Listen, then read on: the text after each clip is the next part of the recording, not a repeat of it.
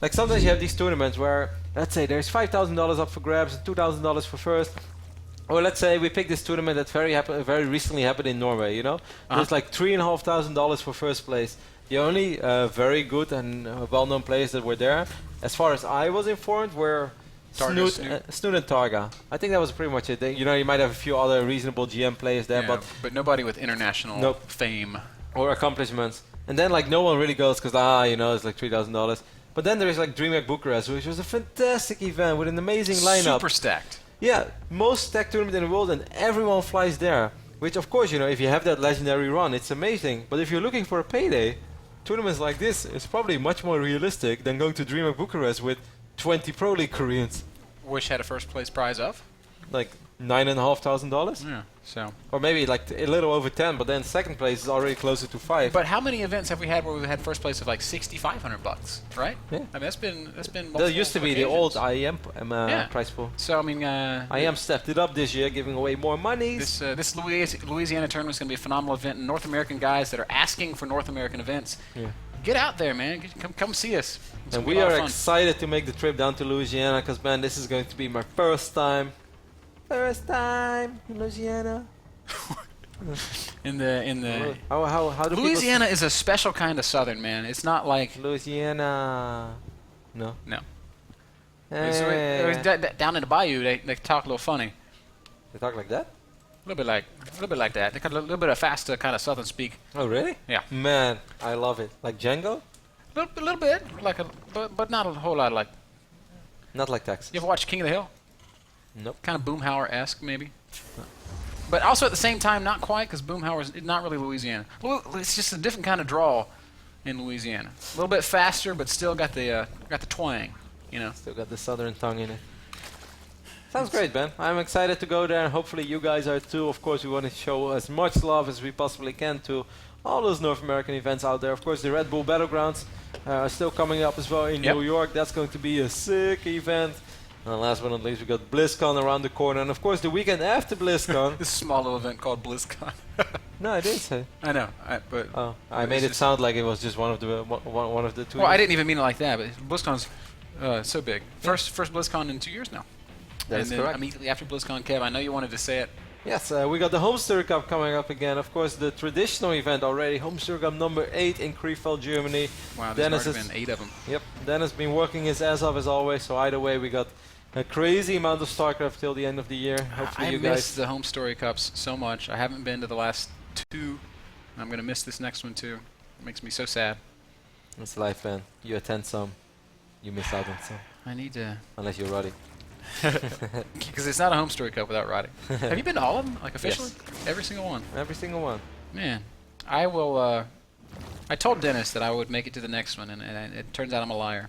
So I'm telling you now in front of everybody here that I will make every effort, even on my own dime, to attend Home Story Cup number 9. Focusing on this game number 3 here in the winners match of WCS America Challenger League Group B. We got Liquid Snute representing, of course, Liquid and Norway, going up against Complexities, TheStc being our Blue Terran. Both games have been pretty fun so far. Snute took a very quick extraction, and he took it in front of the scout of the STC, Ben. What is he trying to say with this? He's saying, don't mess with me, brother. Dude, honestly, like when you take it in somebody's face like that, it's hard to say. It's gonna really make the STC wonder, and I would say maybe make him a little bit nervous that there might be more Rich Baneling coming. So the STC is gonna. I've not seen that very often.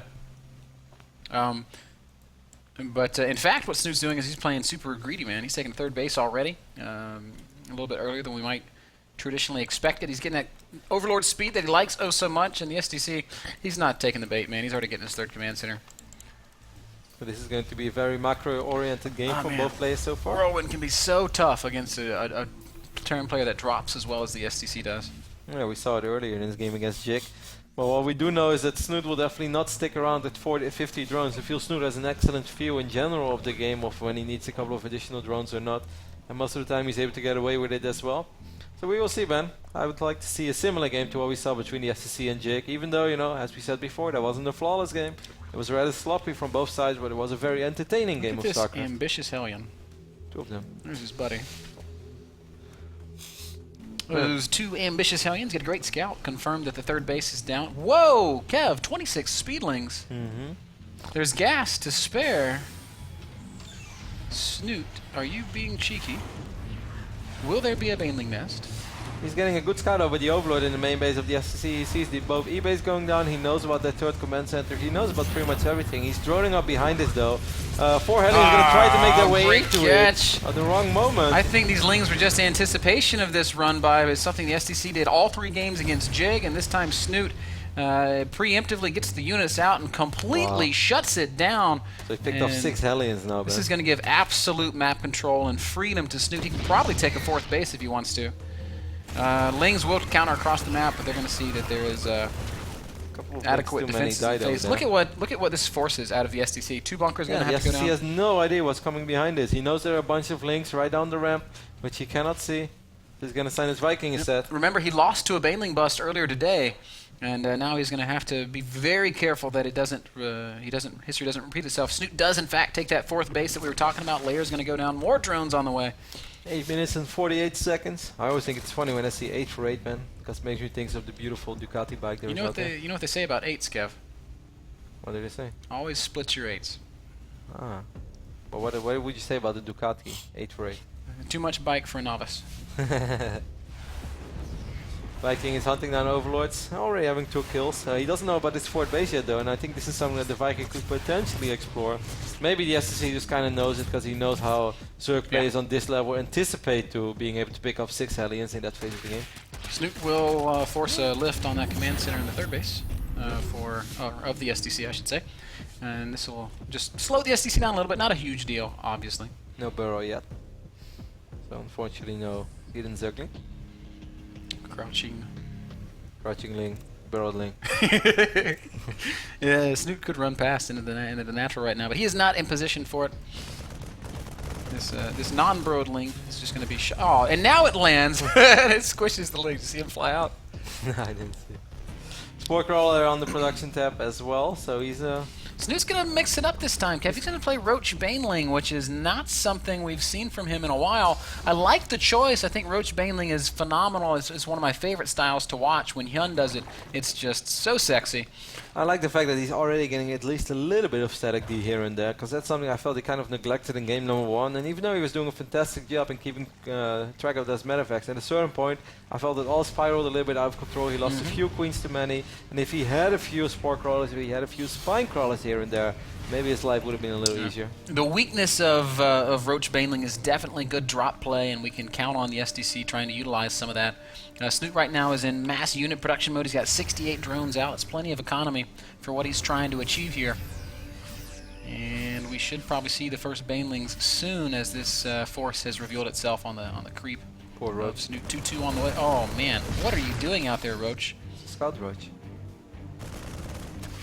The ambitious Roach. Lings are going to go ahead and try and surround this little contingent of units, but you can't really fight this with Roach Ling. It's just going to lift up and get out of there. A few drones will fall, and the SDC is going to fight for as long as he feels like fighting, and he's just going to pick up and go home. Keep these medevacs on this side of the map. I love it. He's dropping immediately again. Snute didn't leave enough units behind, I feel. He's going to lose most of these Lings. He's going to have to send back a few distant units. He's not doing it though, so he's going to take a lot of losses over here, Yes, he will. Spore Crawler's going to get killed. A couple more drones are going to get killed, and Snute does not appear to be paying attention to this. Finally, a couple Lings are going to show up, and they will also die. Oh man, underreaction here from Snute. Meanwhile, at the front, Snute's setting up a huge attack with Roaches and Banelings. This is going to be tough. He's going to have to make sure those Widow Mines don't connect with his Banelings. You saw SC trying to pick up that Overseer over there. That's not going to work. The Overseer will stay alive for now. There are a lot of SCVs over here. He's probably going to lose most of them. Yes, sir. Great connections there on those Banelings. They're going to clean up the Marines, and SCV is trying to evacuate, but they are not long to this world. Snute with Roaches, Banelings, and Speedlings are going to be very well equipped to fight this Terran army. He's going to try to wrap around and get this around. A few Marines will fall, and Snute's going to make his way towards the natural, but there's a lot of defenses there. Every single SCV in the third base of the SDC does fall. 24 workers killed in total, and here comes Snute crashing into the natural. Banelings continued to connect well. Snute trying to clean up the last of this, Kevin. He might have enough. Yeah, he might actually just break through. He's still on 147 supply. He did lose that fourth base, as you mentioned. 2-2 is about to finish up. I think the STC might be able to stabilize if he puts his units in a safe position, but there is still a lot of roaches over here. So many roaches, and Speedlings continue to pour across the map. Snute just said to hell with his 4th base. I'm going to go win the game, and he's doing a great job of it. These Marines and Marauders on the ramp, fighting in the choke, may be able to push it back, and yes, Snute does finally disengage, realizing that he cannot afford to lose his 3rd base, where this drop is continuing to be annoying. Spore Crawler helps out a lot, did a lot of damage on that Medivac. Spine Crawler making it a little harder as well. Overlords are a little late to the party. Snute dealt some big damage, 61 drones to 28 SCVs is the count. Snute killing a grand total of 45 Harvesters in that fight. Banelings morphing once more. That is 39 Banelings. I don't think that the STC can stop 39 Banelings. Well, unless a Widowmine kills like 29 Banelings. That depends how he engages, man. If he engages how I would engage, then most likely then it would be the easiest defense. Yeah. I would lose every Baneling to one of those Widowmines. Me as pros play became so extremely bad in ZVT as a matchup because I'm just not good in taking the right fights. Yeah. Don't do this, Snute. Don't. Nope. Okay. Whatever. As these Banelings will continue rolling, and he needs to be as cost-effective as possible. The STC is splitting very well. And he needs a little more than this, though. He lost most of his Marines. 39 Banelings is now 14. Does he have enough to crash into the natural? Good connections by the STC, but still, Snute marches forward, and look at the reinforcement. Overwhelming amount of units for Snute over here. Morphing Banelings in your opponent's face is always so risky, but this time it looks like Snute's going to be okay. 60 supply against 120. There are only 11 Marines out on the map, so I think he's more than okay. And actually, all of those Marines are on the other side of the map as well. Yes, he might be able to deal some economic damage here, but not before just losing everything in his lane. It's gonna be over, don't man. Do that with you. Snute into the main base of the STC, where the last of his Harvesters remain. The SCVs into the mineral line will be destroyed in an acidic explosion of. There are 5 Marines remaining. Of greatness. SCVs. Well won, good game, says Liquid Snute, or the STC2 Liquid Snute. Well won. That's what I say WW stands for. Yeah, I like it. It's actually just GG on the keyboard. Yeah, you can go well won. That's what I like.